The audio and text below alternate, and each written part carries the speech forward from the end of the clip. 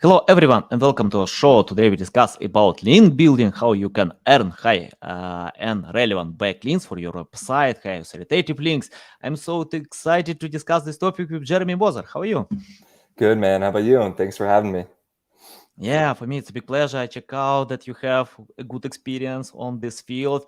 For me, link building is the hardest part of SEO. And let me share my strategy. 10 years ago, when I started my online projects, I had only one strategy to buy more backlinks that my competitors had. And Google ranked all my websites, all content. I check out, okay, my competitors had 10 backlinks, so I need to have 20, 30 backlinks and overcame all of them, but things change for some time. Penguin hit many of my websites, and then I started to learn more about white hat SEO. So right now we know that it's the hardest part of SEO. Can you tell why you decided to pay attention with link building and share more about your experience and background? Yeah, absolutely. So I really got started in link building maybe 6 or 7 years ago at this point. And I was working at a content marketing agency. We were doing a lot of stuff for kind of software brands as a whole. And we really noticed that even at that time, too, it was starting to change to where just publishing really good content wasn't enough anymore. Like it maybe was 10, 15 years ago. You could publish really great content, you could rank relatively quickly because the competition was lower. There wasn't as good content. There wasn't as clear guidelines overall as a whole in terms of what is a really valuable piece of content to a searcher. And so at that time, ranking for organic content was really really easy as a whole compared to it is now, especially when we're talking about competitive software spaces. So we started to Mhm. notice this transition, and we just started to notice that just creation of the content wasn't enough, and you really needed a strong distribution of that content. And as you mentioned, you used to be able to just buy some links on like okay sites and Yeah. just do that over and over, and you could rank really well really quickly. It's just obviously not the case anymore. And link building has only become more difficult over the past 5 or 10 years. And I think that's why it's still such an important ranking factor, is that it is one of the most difficult and the most objective parts of SEO Mhm. as a whole.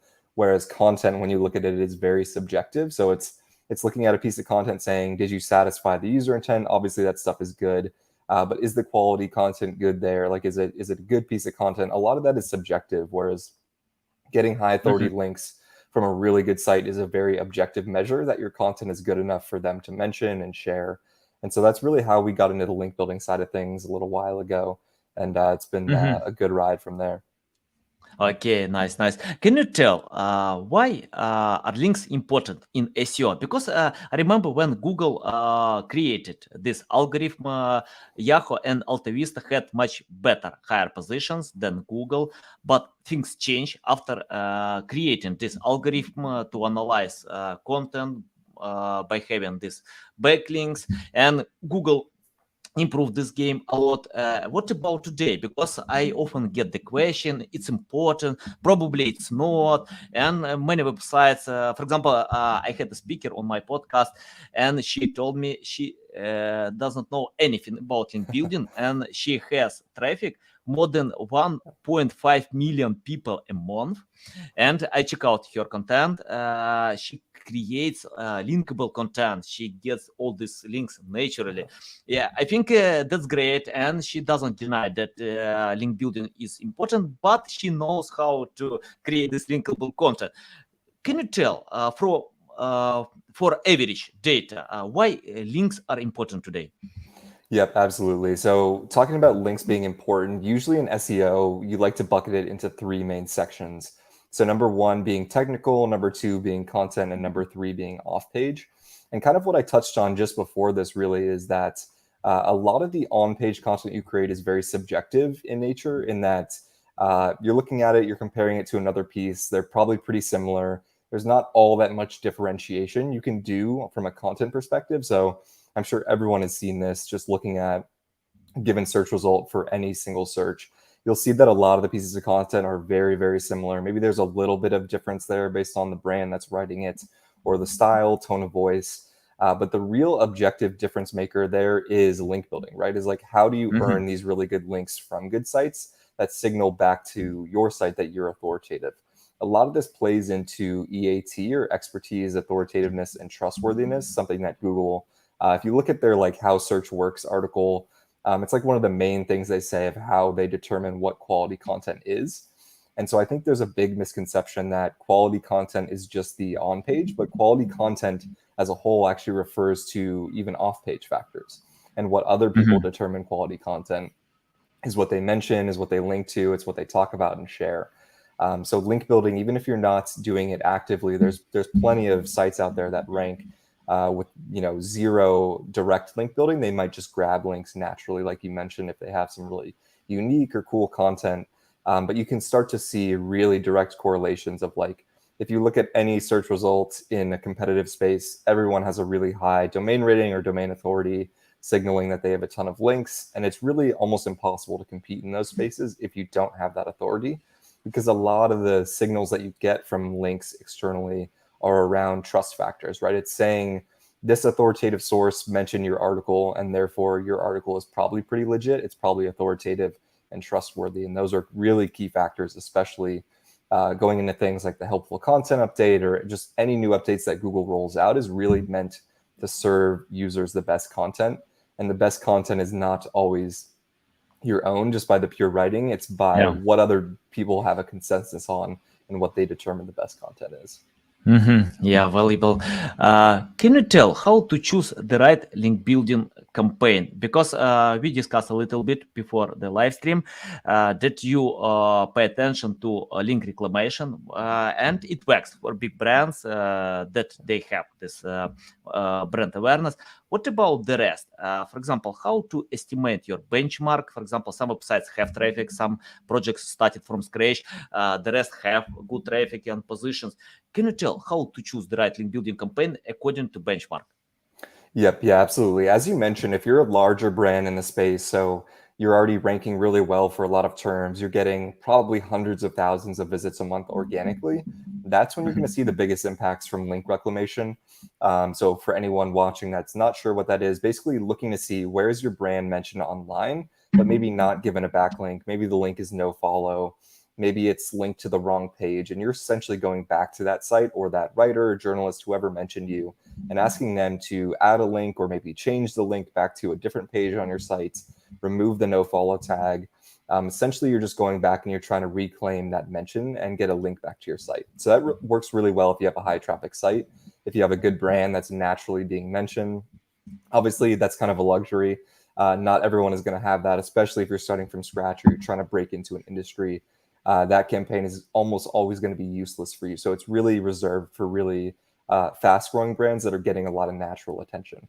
If you're a smaller Mhm. site, so let's say you're just breaking in, you're a brand new domain, brand new in this space, no existing authority, I think your best bet at the very early stages is to just publish a massive volume of content. So somewhere in the range of 50 to 100 pieces in the first month that you launch that site. Should Mhm. go live with a bunch of content. That gives you so much ammunition to reach out to different sites and try to get some links added in various different pieces. And then I'd also recommend looking at things like digital PR campaigns where a lot of your time is being invested in how do I create interesting data sets that people want to reference so that I'm not just emailing a site that they're, the same site that's getting 1,000 emails a day, asking them for Mhm. links. How do you pitch them some sort of really interesting data set or story that they didn't know before that they're surely going to reference, they're going to share, they're going to mention? Those are the places where you really win if you're starting from scratch. I'd say if you're in that kind of middle range there where, you've got good traffic, a pretty good authority, but you're not, competing with the top dogs in your space. I think a lot of Mhm. that is going to be how do you build relationships with the right publishers, the right media owners, journalists, so that you can expand your network as a whole, so that you're not relying on things like cold outreach, where again you're sending an email to an inbox that's getting 100 emails a day asking the same exact thing. The odds that you get a link there are so minimal. So really focus your time and efforts on how do I build relationships with people at sites that I want to get links from, and how do I play that longer term game. Nice. Can you tell about this building relationships? tell to the audience? For example, I get 100 emails, messages on LinkedIn. I can provide guest posting, take my services. I have a huge list of domains who can submit your links. Can you tell more about? I have two questions. The first, how to build relationships, and the second, please clarify what means less but quality. Yep, absolutely. So to build relationships, definitely avoid all of those things you were mentioning of spamming people on LinkedIn with like, here's my guest post, can you publish it? Here's my list of sites. Do you want to, get on these or buy these? Really go for a relationship where you're offering them value up front. And so that usually means like, let's say you're trying to get a relationship with, HubSpot.com. You want to get a link from them. Find who's the content marketing manager at HubSpot.com. Reach out to them on social media like Twitter or LinkedIn. Offer them some sort of value there. Maybe it's, hey, I just linked back to your piece in this post that I found it really useful. Just wanted to share with you. Maybe it's, okay, I shared this in my newsletter that has 10, 20, 30,000 people on it. Give them a reason to respond to you and build that relationship in the first place. And don't start right off the bat mentioning some sort of like link relationship or trying to get a link from them. It's just like a super spammy way to reach out to folks. And everyone, we're just all tired of obviously getting these sorts of emails and messages. So really lead with some sort of value there that you can offer them first. And then once you've really built that connection, you've showed them that you can do something for them, give an ask in there, pitch your story, pitch that article that you wrote, and see if you can get a link there. But really play a longer term game and just realize that it's not going to be, I'm going to send emails and I'm instantly going to get links. It's going to be a month, 2, 3, 4 months down the line where this publication is going to link to me because we know each other. They know I have really good content where they maybe would have not discovered me in the first place. So really play the long game when you're talking about relationships. Yeah. And then in terms And what of about Leah? Yeah, go ahead. Yeah. In terms of quality overall, for sure is the way to go. We know that Google doesn't treat every single link with equal weight. So if you're getting a link from a really unheard of site, maybe it's a guest post farm where you click on it, you can obviously see that it's an open submission site. There's tons of content on there that's super relevant to one another, disconnected. Those are really low quality sites overall that are probably not going to do anything of beneficial to you in terms of increasing rankings, right? So you want to look at sites that are actually authoritative, and that's usually ones that are ranking organically for competitive terms. They have a lot of brand awareness. Maybe you recognize the brand just by its name, right? So really authoritative publications that are in good standing are ones you want to target because Google doesn't give equal weight to each link. We know that a link from, let's say, HubSpot, for example, is much better than a link from a blog that you've never heard of. And so you really want to focus your efforts on the highest quality sites because they're just going to be more worth your time. Okay, can you tell what to choose? For example, high authoritative website, but it's irrelevant, or relevant but low authority? Yeah, that's a really good question. So I hear this question quite often. And what I like to pitch back is that relevancy really works on a spectrum. And I find that there's very few irrelevant links, unless we're talking about something like an article on like the best project management tools, and you link to like some sort of tool that's not in project management. That would obviously be irrelevant to the post. It's not really helpful to a user. But relevancy tends to work on a spectrum in that even if the article topic is not directly related to you, there are ways to make a good impact in that article. So maybe it's a featured quote from you around like business growth. So even if, let's say, you own like a little cafe on the corner and there's an article talking about how people are growing their businesses, a quote from you within that is still very relevant, even though the topic is not talking about coffee shops, right? So it's really dependent on the angle that you come in with. But overall, from a top level standpoint, relevancy is super key. But I actually think oftentimes authority can trump direct relevancy in that sense, where if it's a very authoritative site, even if the topic isn't directly aligned with you, if there's some sort of relevancy in there, even if it's not, let's say, a 10 out of 10 relevant piece or topic, I think it's still worth going after and seeing if you can get a link from them. Because again, if it's more general, if it's more branded, if it's a quote, if it's just a showcase of your website even, I think all of those are relevant and all of those are impactful in some sense.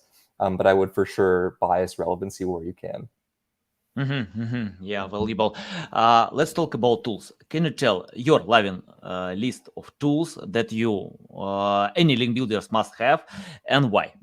Yeah, definitely. So I use Ahrefs for the most part for just analyzing Mhm, backlink profiles, doing audits, things like that, competitor research.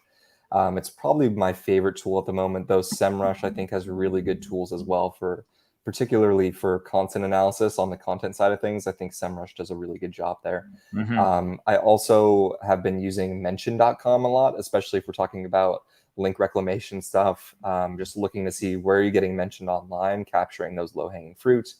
I think there's a few other solid ones that are similar to mention.com, but that one's been good for a while.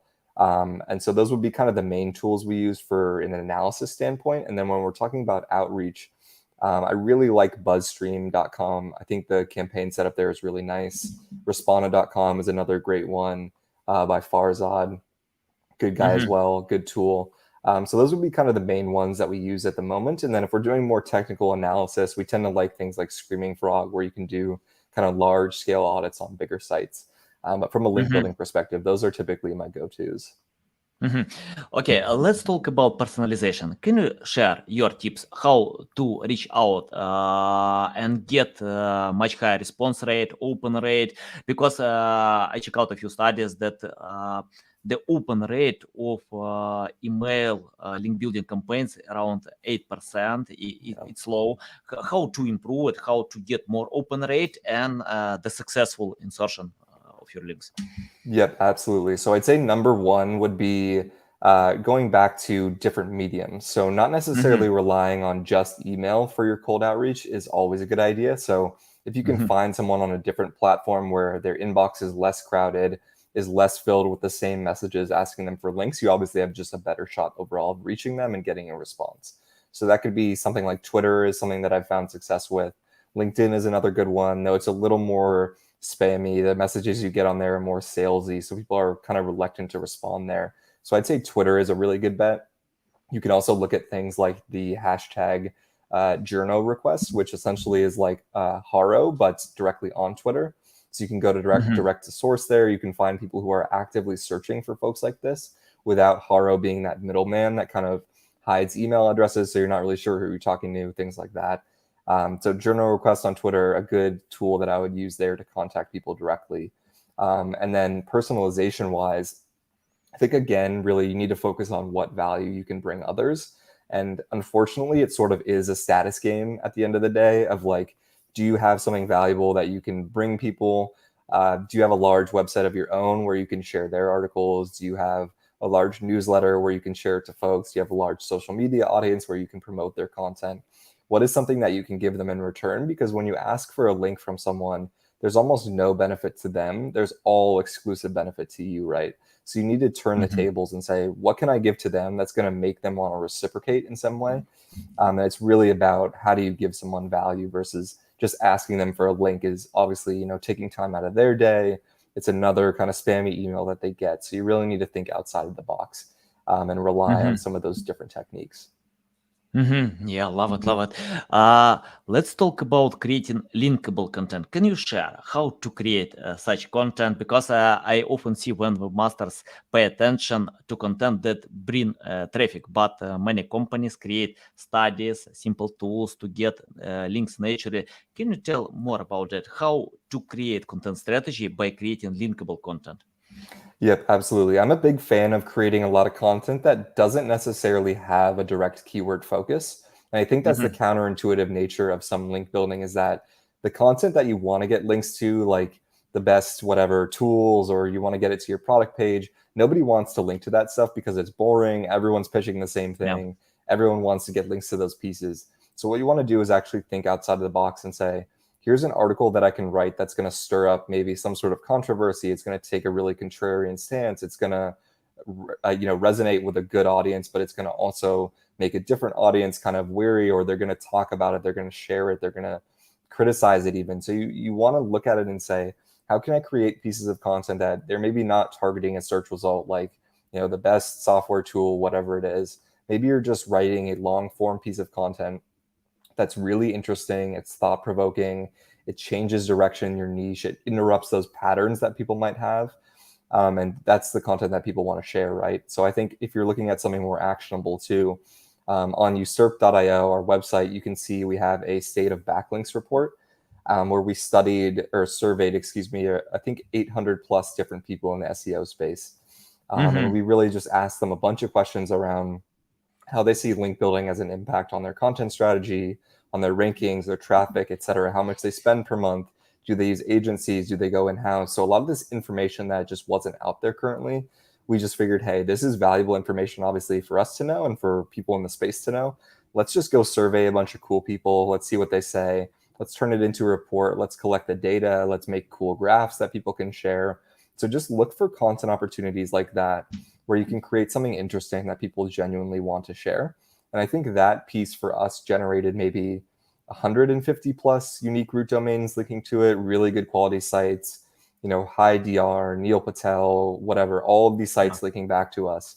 And I think that's the real Nice. opportunity there. Mm-hmm. Nice, nice.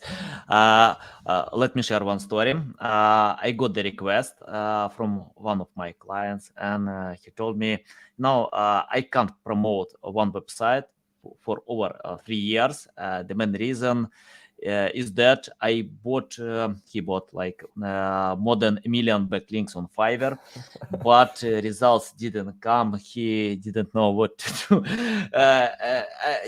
The first thing what I did, I check out his Google Search Console to analyze manual actions. I didn't find them. That's okay. He's lucky with that.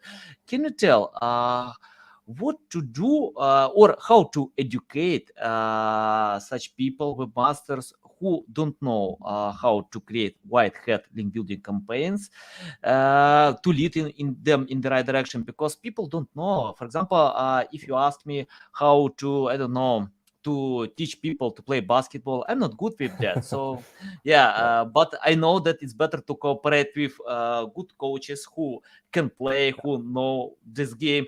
Can you tell how to educate people about white hat link building? Because from my experience, I get much higher results with someone who understands SEO. For example, if I get the client and they don't understand SEO, I started from educating them to Yeah. tell, it's better to understand. If you understand, then we can get much higher results. Can you tell more about education just in order to understand about link building?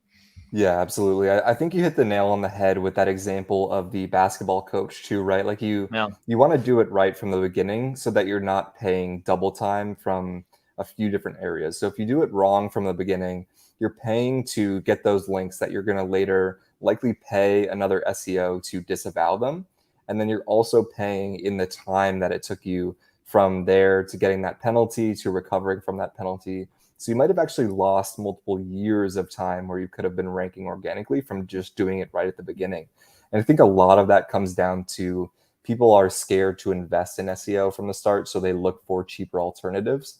But it's almost always the case in all areas of life, consumerism, capitalism, that putting your money in something less expensive or cheaper is probably going to get you worse results overall.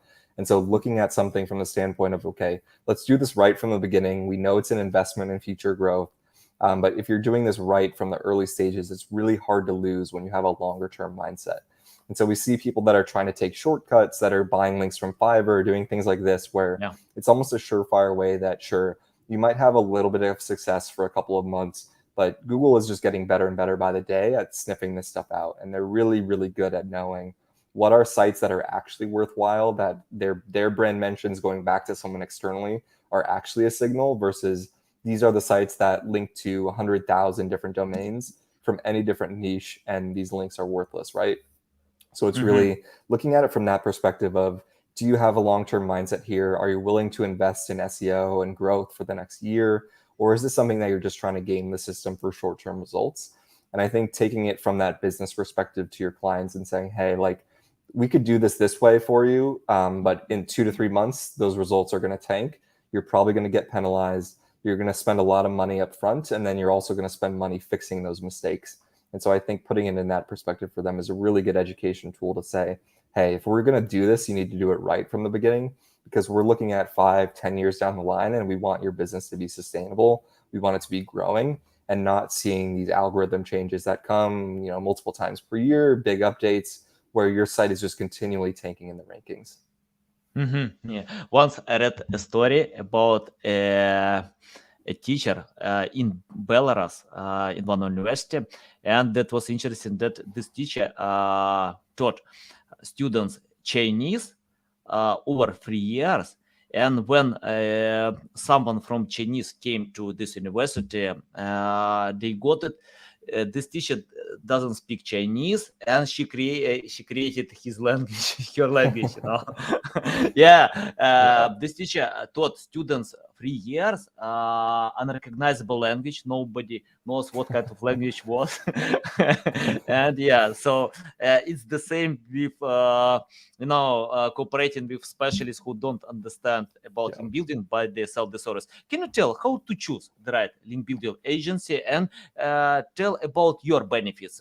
What is your unique selling proposition, for example, compared to other link builders? Yep, absolutely. I think if you're trying to choose the right link building agency, you should first and foremost look at their own backlink profile, look at their Mhm, own site, see what kind of links that they get overall is a really good indication.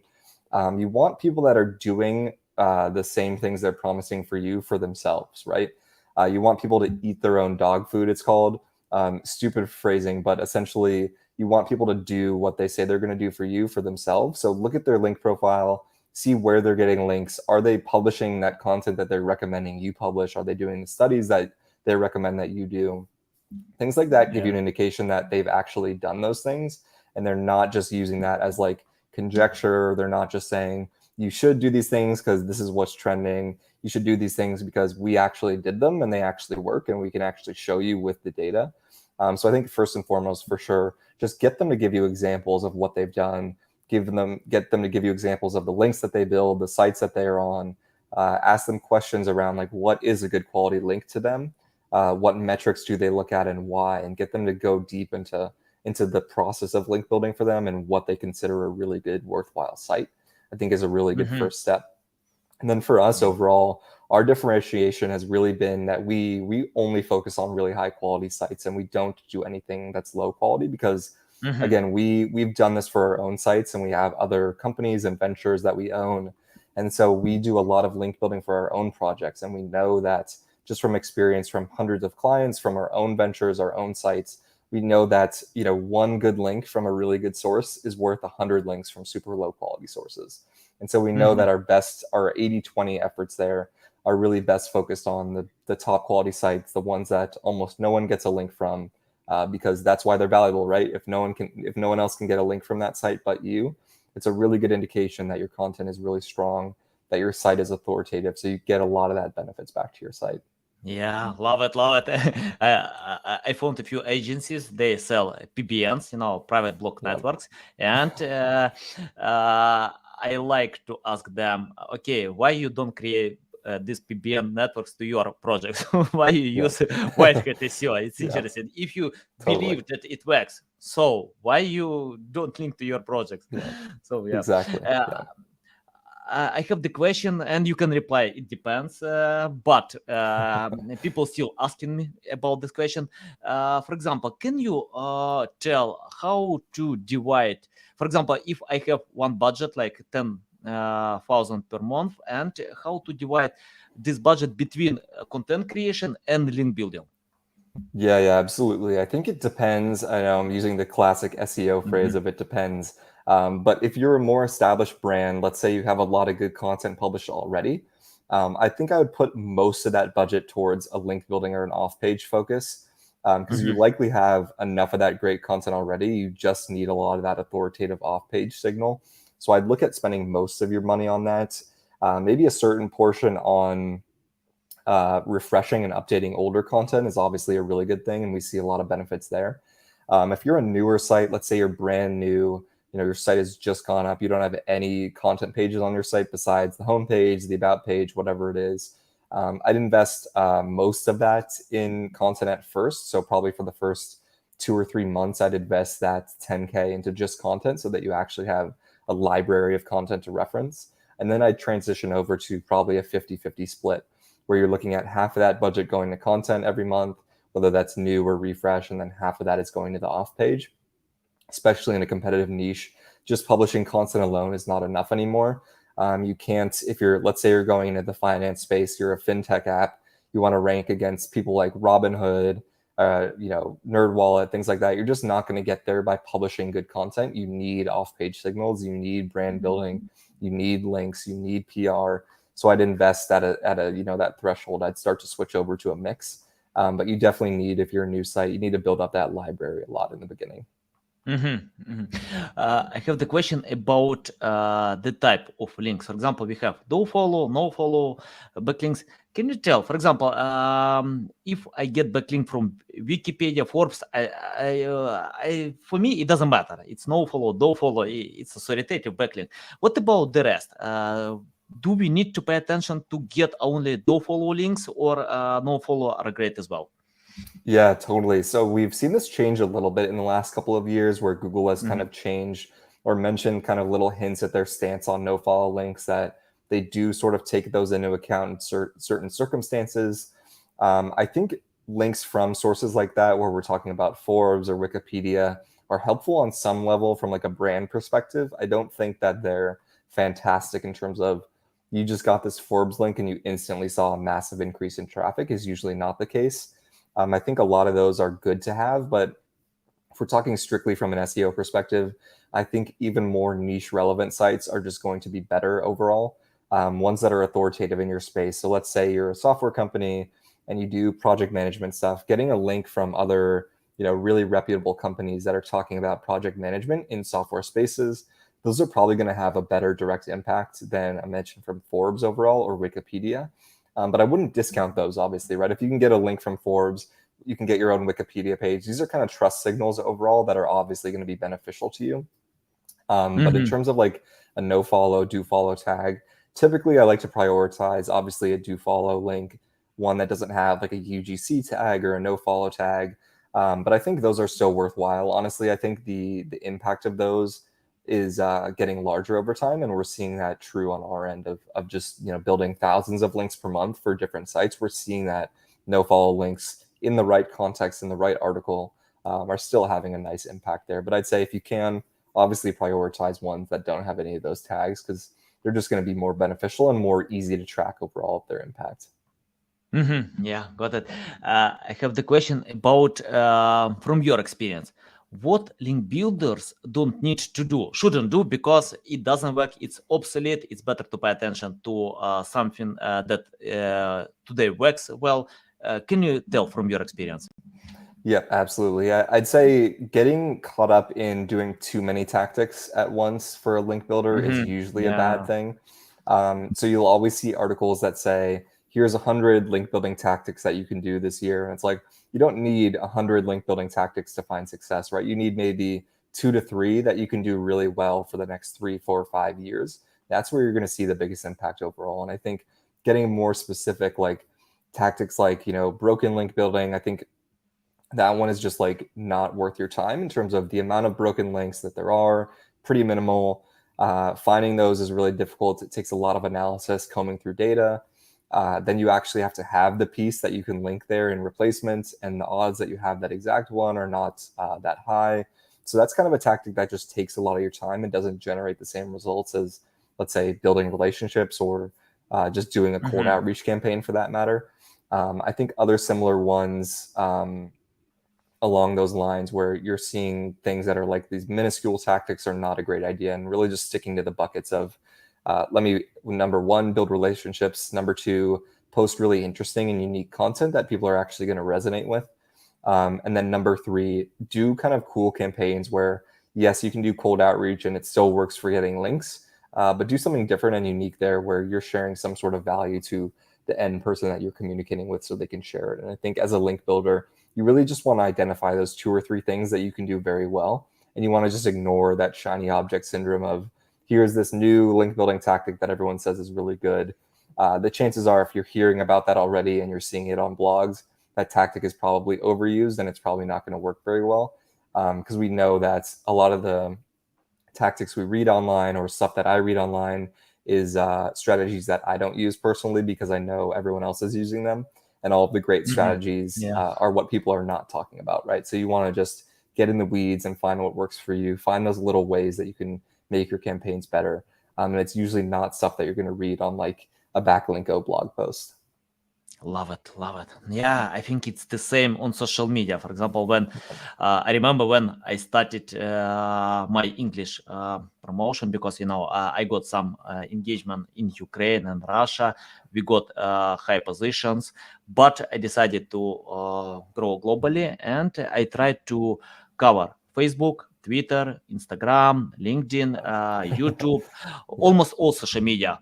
But I usually got like two, 3, 5 followers a day, 100 views. Then I decided to switch all my attention to one social media, LinkedIn, and got like 200 followers a day, Yeah. 10,000 views, and got it. No way. Why I am trying to be everywhere? Jack of all trades, master of none. Yeah. If you have no resources, like Gary Vee, he has these resources. He has a team Yeah. who can help to grow on all social media. But if you are alone, only two hands, why you need to do it? It's better to Yeah.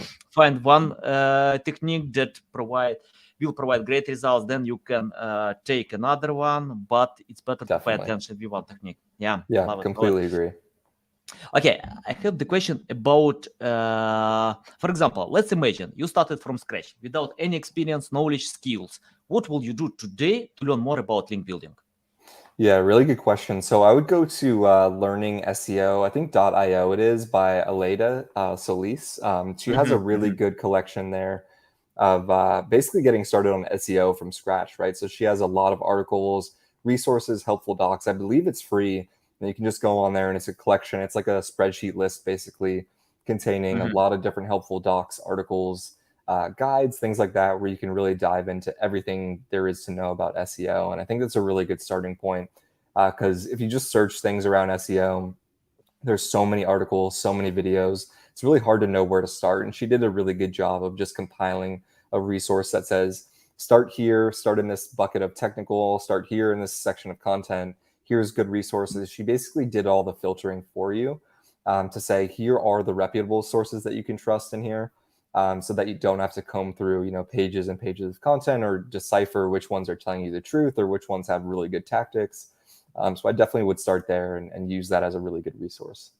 Nice, nice. Yeah, many great marketers recommend Lady Solis. Yeah, so why not? Yeah, just open, check out this website. I have the question about the future. Can you tell what kind of future will be in the link building? Because for example, I remember when Google launched first link building algorithms. Uh, Google could provide much better results in the top 10 results. That's why Google took these positions, and today Google has like 91% of all search traffic online. And yeah, because of the links, it's not only about high quality content, but what about the future? Because many things are coming, metaverse, many other stuff. What do you think? Is it good idea to start today on link building, or it's better to pay attention to other niches? Yeah, totally. I think what we've seen over time is that usually every year, and this is kind of an SEO as a whole, you'll see people say that SEO is dead and now there's a new channel Yeah. taking its place. Or lately it's been, oh, TikTok search is like going to take over Google search. And it's like a lot of this just isn't true over time. We've seen people saying that link building is dead for the past 10, 15 years, but it's clearly not. It's still one of, if not the strongest factor in how well you're going to rank organically. So I think if you're just considering whether to start now, I think you should just start now and not wait any longer because the longer that you wait, the longer it's going to take you to rank. And a lot of link building activities are actually a proxy for just brand building activities as a whole. So think about things like going on a podcast and getting a link back from that. Maybe writing a cool article for a site and getting some of their traffic, you're going to get a link back from that. Maybe it's you're doing a cool webinar, you're probably going to get a link back from that.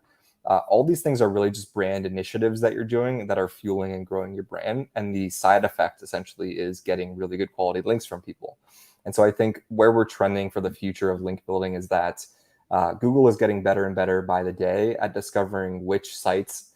They kind of refer to them sometimes as seed sites, so to speak, where getting a link from them is really, really impactful on your rankings versus getting a link from any other traditional site.